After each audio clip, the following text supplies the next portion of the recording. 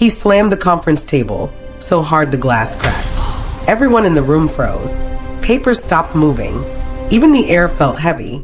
The CEO of the country's biggest tech empire stood there, expression cold, eyes sharp, and completely silent. He didn't shout. He didn't speak. He never did. For 20 years, he had ruled with nothing but gestures and written notes. And somehow, that silence was more terrifying than words. The executives glanced at each other nervously. One man swallowed hard. "Sir, should we continue?" he asked quietly. The CEO simply stared. Then he wrote 3 words on a tablet and turned it around. "Meeting over. Leave now."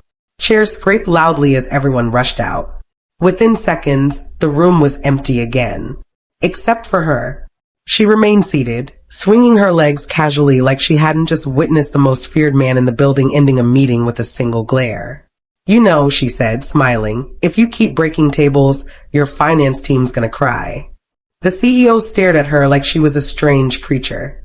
She didn't look scared. She looked amused. "I'm your new assistant," she continued, standing and extending a hand. "And I talk a lot. Just warning you." He didn't take her hand. She shrugged and kept talking anyway. "Everyone told me not to speak around you. But honestly, silence makes me nervous, so I'm probably gonna fill it." He turned and walked away without a word. She followed him. "See, this is what I mean. You walk so fast. Are you always this serious?" The employees watching from afar exchanged shocked looks. Nobody had ever dared follow him like that. In the elevator, she kept talking. "Do you ever smile?" "No." "That's okay. I'll work on it." He pressed the close button before anyone else could enter. She grinned. "Great. Private tour." He glanced at her briefly, the smallest flicker of confusion crossing his face. For the first time in a long time, someone wasn't afraid of him. Over the next few days, nothing changed, except everything did. He remained silent. She remained loud. She narrated everything she did. "I'm organizing your schedule now." "Wow, you work too much." "Have you heard of weekends?" No response. She laughed at her own jokes. "You know, most bosses at least pretend to laugh." He signed documents. She hummed songs. He ignored her or tried to. But little things began to shift. One morning, she placed coffee on his desk. "No sugar." "You look like a no-sugar person." He paused before drinking it. Later, she caught him staring out the window longer than usual. "You're lonely, aren't you?" she asked softly. His jaw tightened. He turned away. She quickly waved her hands. Okay, too personal. Sorry. I'll go back to being annoying." But that question lingered. At lunch, she sat across from him despite the staff cafeteria going silent when he entered. "So," she said between bites, "did you ever think about talking again?" His hand froze. The entire table tensed. She blinked. Too direct. He stood abruptly and walked away. That evening, rumors spread across the office. "She won't last a week," someone whispered. "Nobody pushes him like that." But she returned the next day like nothing happened. "You left mid-lunch yesterday," she said cheerfully. "Rude, by the way." He looked at her, expression unreadable. She leaned closer. "You know silence doesn't scare me." For a second, something moved behind his eyes. Pain, maybe. Then it disappeared. Days turned into weeks. She talked. He listened. She told him stories about missing buses, burnt toast, and embarrassing moments from school. Sometimes she laughed so hard she snorted, then laughed even harder. And once, just once, the corner of his mouth twitched upward. She gasped dramatically. "Wait, was that a smile? Did I just witness history?" He quickly looked down, but she saw it. The first crack in the wall. One rainy evening, they were stuck in the office after everyone left. The lights were dim. Thunder echoed outside. She leaned back in her chair. "You ever wonder what people think about you?" He paused. "They think you're cold," she continued. "But I don't buy it." He looked at her. "You listen," she said softly. "Cold people don't listen." He stared for a long moment, then slowly typed on his tablet. "Go home. It's late." She smiled. "You care." He frowned and turned away, but she caught it again, that almost smile. The next week, she discovered an old framed photo hidden in his private office. A younger version of him stood beside a woman and a child, both smiling brightly. Her expression softened. "Is this your family?" His entire body stiffened. She quickly put the frame down. "Sorry, I shouldn't have touched it." He grabbed the photo and locked it away. For the rest of the day, he avoided her completely.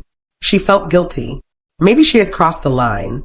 That night, she couldn't stop thinking about his face, the sudden pain, the way his hands shook. The next morning, she apologized. "I'm sorry. I didn't mean to hurt you." He didn't respond. "I know you're silent for a reason," she continued quietly. "I won't force you." For the first time, he looked relieved. Their rhythm changed after that. She talked less. He stayed closer. Sometimes they sat in comfortable silence, something she never thought possible. One evening, she tripped over a stack of files. He instinctively reached out and caught her before she fell. Their faces were inches apart. She laughed nervously. "Wow." Silent bodyguard mode activated. He quickly let go, but his ears turned slightly red. She noticed and smiled. Weeks passed. The entire office noticed the difference. He no longer looked angry all the time. He waited for her before entering meetings. He even allowed her to choose music during late-night work. One employee whispered, "She's changing him." But change wasn't easy. During a corporate gala, investors pressured him to give a speech. Cameras flashed. The crowd waited. He stood frozen at the microphone. Silence stretched painfully. She watched from across the room, heart pounding. Then the whispers started. Does he even know how to talk? Maybe he's pretending. He stepped back, face pale. She rushed forward and gently took the microphone. "Our CEO prefers actions over words," she said smoothly, covering for him. The crowd laughed politely, tension easing. Later that night, on the rooftop, she found him staring into the city lights. "You don't have to prove anything to anyone," she said softly. He didn't move. She sighed. "You know, I wish you could tell me what you're feeling." He clenched his fists. She smiled sadly. "It's okay. I'll keep talking enough for both of us." He turned slightly toward her, eyes softer than she had ever seen. And for a moment, she thought he might speak. But he didn't. Instead, he walked away, leaving her alone in the wind. She watched him go, a strange ache growing in her chest. She realized she wasn't just trying to help him anymore. She was falling for him. And that terrified her. Because what if he never spoke? What if this silence was all they would ever have? The answer came sooner than she expected. The next day, she overheard two senior employees talking. 20 years ago, one whispered his wife and child died in an accident. He blamed himself. He stopped speaking that day. She froze. Everything suddenly made sense. The photo, the pain, the silence. Her heart shattered for him. That evening, she found him alone in the office again. She sat beside him quietly. "I know," she said softly. He stiffened. "You don't have to say anything," she added quickly. "I just understand now." He looked away, eyes glistening. She reached out, hesitating before touching his hand. He didn't pull away.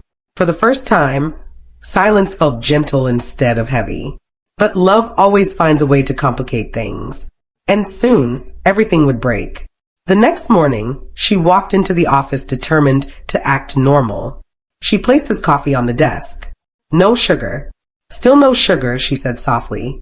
He glanced at her, searching her face for something. Pity, maybe. She gave him none. Instead, she smiled. "Big meeting today. Try not to scare the investors again." The smallest breath left his chest. Not a laugh, but close. Things felt fragile now. She knew his past. He knew she knew. Yet neither of them addressed it again. Days passed carefully. She stopped asking about his silence. He started lingering near her desk. One afternoon, she caught him staring at her while she rambled about a bad date she once went on. "The guy talked about himself for 2 hours," she said dramatically. "Honestly, maybe I prefer silent men." His pen froze mid-signature. She grinned. "Relax. I'm joking." But he didn't relax.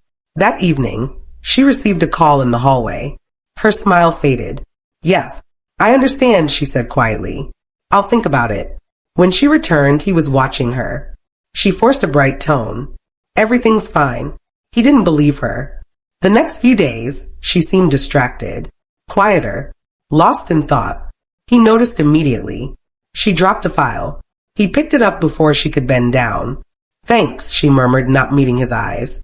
Something was wrong. Then he overheard it. Two executives were whispering near the conference room. She got an overseas job offer. Bigger company. Better position. She'd be crazy not to take it. His chest tightened. Overseas. Leaving. That night, she stayed late organizing documents. He stood at the doorway watching her. "I got an offer," she said suddenly without looking up. He didn't move. "It's a huge opportunity," she continued. "They want me to relocate." Silence. She gave a small laugh. "Funny, right? I finally get my dream job." His hands clenched. "I haven't decided," she added quietly. He stepped forward, eyes searching hers. She forced a smile. "You'll be fine without me. You were fine for 20 years. That hurt more than she realized. He turned away abruptly. The next morning, she submitted her resignation letter. The office exploded with gossip. "She's actually leaving. What about the CEO?" He doesn't care. But he did. He stopped attending optional meetings. He stayed in his office longer. He reread her resignation letter over and over. Her last day arrived faster than anyone expected. She packed her things slowly. He watched through the glass wall, invisible behind tinted windows. She laughed with coworkers, hiding the tremble in her hands. Finally, she walked toward his office. She knocked once and stepped in. "I didn't want to leave without saying goodbye," she said softly. He stood behind his desk, rigid. She placed her access card on the table. "You don't have to walk me out," she continued. "I know you're not into dramatic exits." He stared at the card like it was something dangerous. She swallowed. "I'm glad I met you." Silence pressed between them. Tears threatened her eyes, but she blinked them back. "I hope someday you speak again," she whispered. He flinched. She gave one last small smile. "Take care." Then she turned and walked out. The sound of the door closing echoed louder than any shout. He stood there frozen. 20 years ago, he had watched the hospital doors close after losing his family. He hadn't moved then either. And he didn't move now, until he heard laughter in the hallway. Her laughter, fading. Something inside him cracked. He grabbed his coat and rushed out of the office. Employees stared in shock as he passed. He never ran, but now he did. He reached the lobby just as she stepped into the elevator.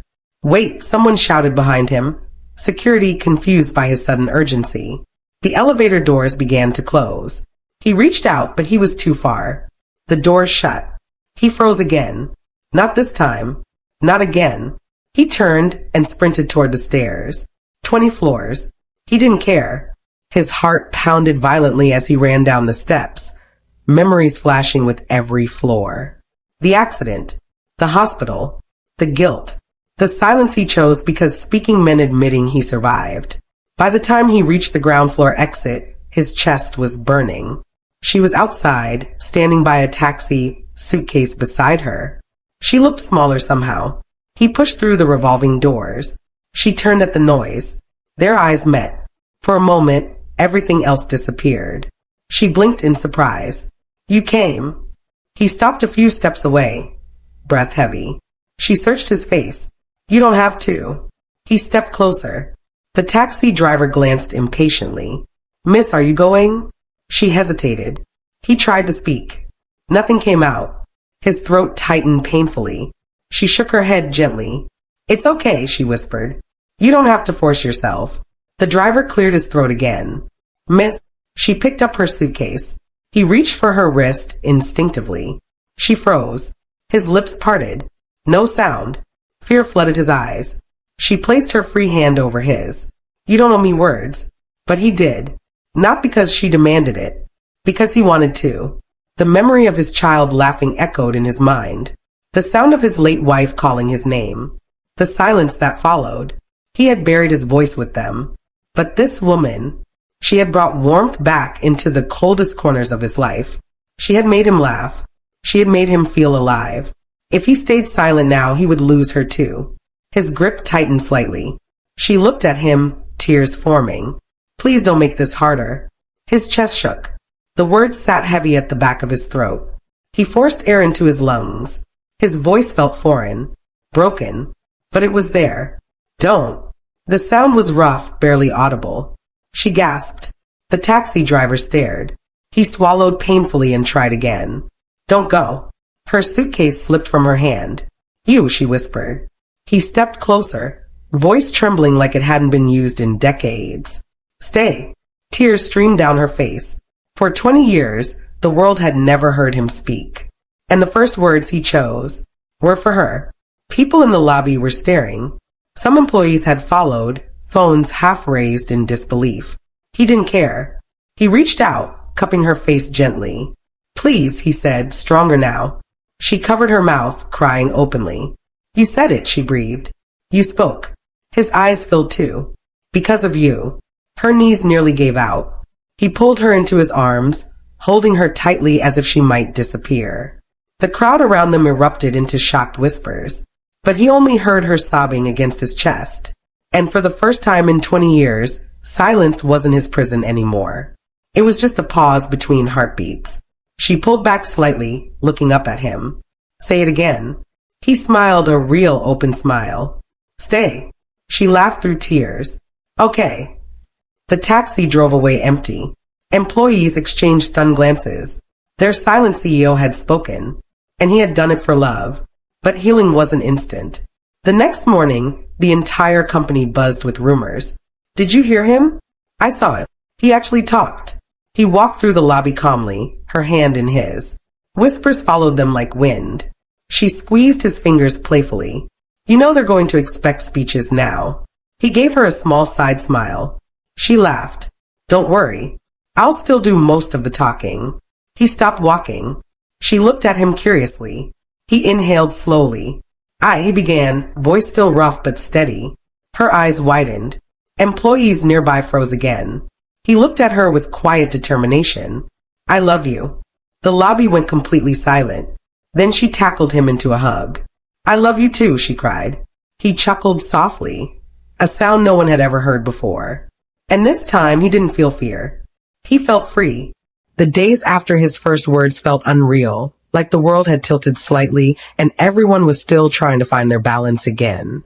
People greeted him cautiously, unsure whether to expect silence or conversation. He still didn't speak much. The voice he had hidden for 20 years came out slowly, carefully, as if learning to walk again. But every time he struggled, she stayed beside him, filling the space with gentle chatter. You don't have to force it, she told him one morning as they rode the elevator together. One sentence a day is progress. He looked at her and nodded. Then, softly, he said, Good morning. Her eyes widened with proud excitement. Look at you. Next thing you know, you'll be giving speeches. He almost smiled. Almost. At work, the executives treated him like he was fragile glass. They tiptoed around him, afraid to overwhelm him with expectations. He noticed it immediately. During a board meeting, one investor leaned forward. Sir, now that you're speaking again, perhaps you could address the company directly? The room went still. He paused, fingers gripping the table. Anxiety flickered across his face. Before the silence grew uncomfortable, she jumped in. One step at a time, she said brightly. He's not running a marathon on day one. The room relaxed slightly. He glanced at her with quiet gratitude. Later that evening, they sat together in his office. The city lights shimmered outside. You saved me in there, he said slowly. She blinked. You noticed? He nodded. She leaned back, smiling softly. I always notice when you're uncomfortable. He studied her for a moment. Why stay? The question surprised even him. She hesitated. Because you're worth staying for. He looked down, emotions passing silently across his face. For so long, he had believed anyone close to him would eventually disappear. Loss had felt inevitable, but she kept choosing him, and that terrified him. The real challenge arrived sooner than expected. News of his voice spread quickly. Media outlets began requesting interviews. Shareholders wanted reassurance. The company's public image had shifted overnight. His assistant, his wife, read the emails aloud with a groan. Everyone wants to hear the miracle CEO talk. He frowned slightly. You don't have to do it, she added quickly. But he surprised her. I should, he said. She froze. Wait, what? He took a deep breath. If I hide again, nothing changes. Her eyes softened. Are you sure? He nodded slowly. The day of the press conference arrived like a storm. Cameras filled the lobby. Microphones lined the stage. Employees watched nervously from the back. He stood backstage, hands trembling slightly. She adjusted his tie. You don't need a perfect speech, she whispered. Just be honest.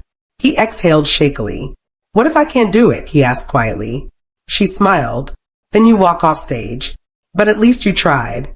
He looked at her, really looked at her, and something calm settled inside him.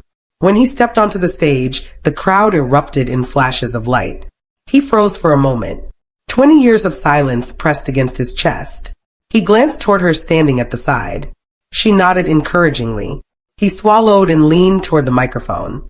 My name, he began, voice rough but clear. The room instantly fell silent. He continued slowly, each word deliberate. For many years, I chose silence. Cameras clicked rapidly. I thought speaking meant pain. He paused, breathing deeply. But someone reminded me that silence is not healing. His eyes moved toward her again. She taught me that words can build, not just break. The crowd listened, captivated. He finished simply. Thank you for listening. The room erupted in applause. She clapped the loudest, tears shining in her eyes. Backstage, he almost collapsed from relief. You did it, she whispered, hugging him tightly. He laughed softly, still surprised by the sound of it. But just when things felt stable, another escalation arrived. An old figure from his past appeared unexpectedly. His former business partner, the man who had been with him before the tragedy. I heard you're talking again, the man said coldly during a private visit. The CEO's expression hardened. You disappeared for 20 years, the man continued. Do you know what that did to everyone who depended on you? She stepped forward protectively. That's enough. But the man ignored her. You think saying a few words fixes the past? Pain flashed across the CEO's face. For a moment, he looked like he might retreat into silence again. Then he did something unexpected. No, he said firmly. But it starts something new. The man scoffed and left. She turned to him, concerned. Are you okay? He nodded slowly. Past cannot change. She squeezed his hand. Exactly. That night, they walked along the quiet city streets. You're stronger than you think, she said. He glanced at her. Because you stayed. She laughed softly. You're going to make me emotional in public. He stopped walking. She turned to face him. He took a breath. I was afraid loving again meant losing again. Her expression softened. It does mean risk. He looked down. But it also means living, she whispered. He nodded, understanding at last. Weeks turned into months. He spoke more often now, short sentences, sometimes awkward, but genuine. Employees no longer feared him. They respected him differently. The company culture shifted. Laughter returned to the halls. One evening, during a celebration dinner, an employee raised a glass. To the CEO and to the woman who made him speak. Everyone cheered. She blushed. He smiled openly. Later, as the party ended, she teased him. So, what was the this you finally said that day? He pretended to think. Don't go. She laughed. Still my favorite words. He leaned closer. Mine too. As they left together, he paused at the doorway and looked back at the room filled with smiling faces. For years, he had believed silence protected him. Now he knew it had only kept him alone. She slipped her hand into his. Ready to go home? She asked. He nodded. Home. The word felt warm. Outside, the night air was calm. He stopped her gently. There's something else, he said. She raised an eyebrow. Another big speech? He smiled faintly. Thank you, he said clearly. She blinked, surprised. For what? For giving me back my life. Tears filled her eyes again. You did that yourself. He shook his head. You reminded me how. She leaned into him, laughing softly through tears. You're getting really good at this talking thing. He chuckled. If you've made it this far, leave a comment below and tell us what moment made you emotional in this story. And if you believe love can heal even the deepest wounds, make sure you like this video. Because stories like this remind us that people can change, no matter how long they've been silent. As they walked away together, he spoke again, quietly but confidently. I love you. She smiled up at him. Say it again. He did. And this time the words came easily. If you want more unforgettable love stories filled with twists, healing, and emotional payoffs, don't forget to subscribe and turn on notifications so you don't miss the next one. Because sometimes one voice is all it takes to change everything.